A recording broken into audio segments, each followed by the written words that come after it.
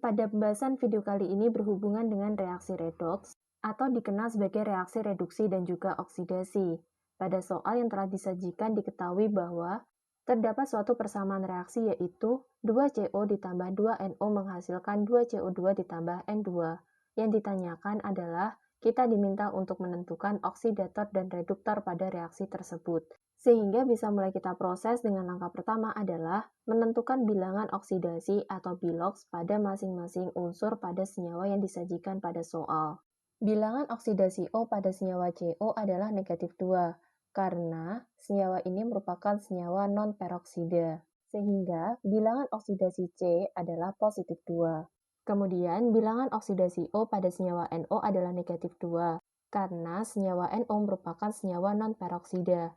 Maka dapat ditentukan bahwa bilangan oksidasi N pada senyawa NO adalah positif 2.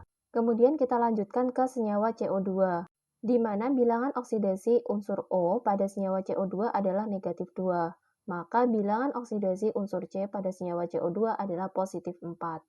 Terakhir, bilangan oksidasi N2 adalah 0, karena N2 merupakan unsur bebas. Pada reaksi ini, CO mengalami reaksi oksidasi, karena bilangan oksidasi C mengalami peningkatan dari positif 2 ke positif 4. Sedangkan NO yang mengalami reaksi reduksi. Hal ini dikarenakan bilangan oksidasi N mengalami penurunan dari positif 2 ke 0. Nah, dari sinilah kita bisa menentukan reduktor dan juga oksidator pada persamaan reaksi tersebut. Di mana perlu kalian tahu bahwa reduktor merupakan bagian atau zat yang mengalami reaksi oksidasi. Biasanya ia terletak pada sisi kiri tanda panah atau pereaksi.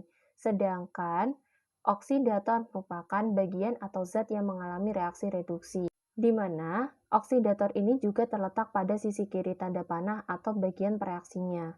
Maka dapat ditentukan bahwa yang berperan sebagai reduktor adalah CO, sedangkan yang berperan sebagai oksidator adalah NO.